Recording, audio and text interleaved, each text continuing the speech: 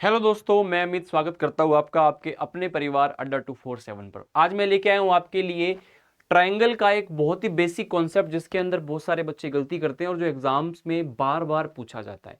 दोस्तों, अगर मैं आपसे पूछूं कि ट्रायंगल बनने की पहली शर्त क्या होती है, अगर मैं आपको यहां पर ये बोलूं 3, 4, 6, तो क्या इन तीनों साइड्स की हेल्प से हम एक ट्रायंगल बना सकते हैं? क्या आप बोलोगे ट्रायंगल बनने के लिए 3 साइड चाहिए सर, 3 साइड हमें दी हुई है तो ट्रायंगल बन ही जाएगा? ऐसा जरूरी नहीं है। एक बात हमेशा ध्यान रखिएगा, अगर आपके पास एक ट्रायंगल है, ये साइड ए है, ये बी है, ये सी है, तो यहां पर एक बेसिक प्रॉपर्टी आप लोगों को ध्यान रखनी है कि ट्रायंगल की किन्हीं भी दो साइड का सम या हर बार दो साइड का सम तीसरी साइड से हमेशा ज्यादा होना चाहिए। जैसे ए और बी है बच्चे, ये मिलके हमेशा और हमेशा सी से ज्यादा होना चाहिए, या फिर बी और सी मिलकर ए से ज्यादा होना चाहिए, या फिर ए और बी मिलकर आप लोगों का, या फिर अपने कहें सी और ए मिलकर आप लोगों का बी से ज्यादा होना चाहिए। सर कैसे इसको हम सॉल्व करें? ये तो आप ठीक है, आपने बता दिया रूल ये है, लेकिन इसको काम में कैसे लेके आए? देखो, जैसे 3 और 4 7 हैं, आपको दो सबसे छोटे वाले चेक कर लेने हैं, 3 और 4 7। तो क्या बच्चे इन दोनों का सम इस तीसरे साइड से ज्यादा हो पा रहा है क्या? अगर ऐसा हो पा रहा होगा तो इससे हम एक ट्रायंगल बना सकते हैं।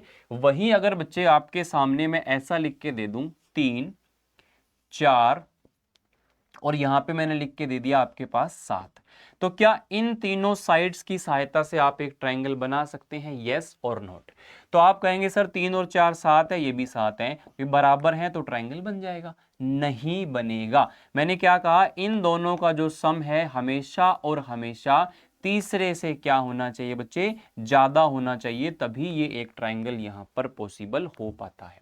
तो इतनी बात उम्मीद करता हूं कि आप लोगों को समझ में आ गई होगी है। तो अभी देखो, यहां पर मैं आप लोगों को एक चीज और समझा देता हूं, बड़े ध्यान से समझिएगा। अब आपके पास में यहां पर एक लिखा हुआ है 3, एक 4 और एक 5। क्या बच्चे ये आप लोगों का एक ट्रायंगल है क्या?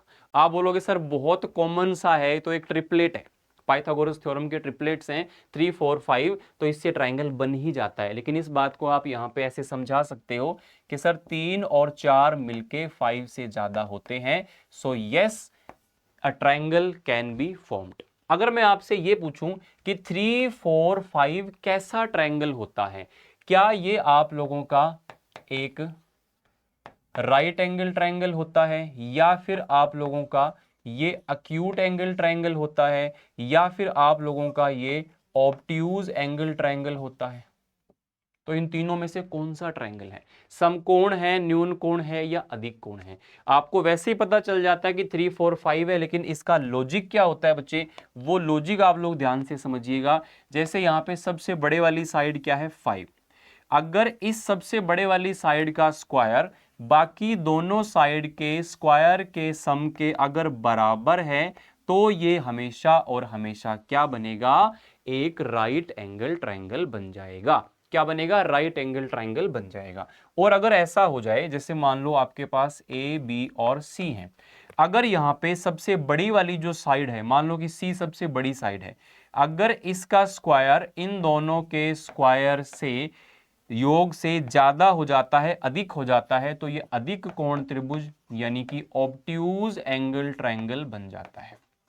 और वहीं अगर इसका स्क्वायर कम हो जाता है इन दोनों के स्क्वायर के सम से, अगर कम होगा, लेस होगा, न्यून होगा, तो न्यून कोण त्रिभुज यानी कि एक्यूट एंगल बनेगा। ज्यादा होगा, अधिक होगा, तो अधिक कोण यानी कि ऑब्ट्यूज एंगल बनेगा। और अगर बराबर होगा, समान होगा, तो सम कोण बनेगा यानी कि राइट एंगल ट्रायंगल बन जाएगा। उम्मीद करता हूं कि आपको यह जानकारी समझ में आई होगी। अब मैं आप लोगों से यहां पे क्वेश्चन पूछना चाहूंगा कि बच्चे 5 6 और 11 क्या बोल रहा है आपको? 5 6 और 11। तो इससे सबसे पहले देखो कि ट्रायंगल बन सकता है कि नहीं बन सकता। बच्चे इन दोनों का सम मिलकर 11 हुआ और ये भी 11 हुआ, तो ये इससे बड़ा नहीं हो पा रहा, इसलिए यहां पर कोई भी त्रिभुज नहीं बनाया जा सकता। इस बात को ध्यान रखना, ठीक है? अगर मैं आपको यहां पर यह पूछूं कि बच्चे आप मुझे बताओ इस क्वेश्चन का आंसर क्या हो जाएगा?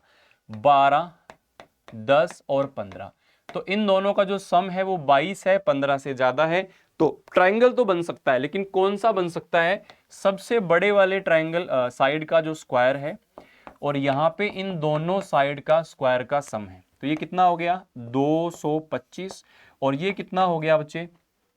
144। और ये कितना हो गया? 100।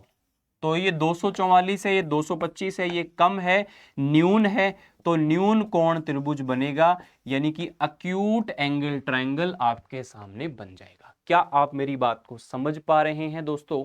तो देखिएगा, यहां पे एक क्वेश्चन छोटा सा मैं आपको और समझा देता हूं कि यहां पे अगर आपको ये चीज बोल दी जाए कि बच्चों यहां पर लिखा हुआ है,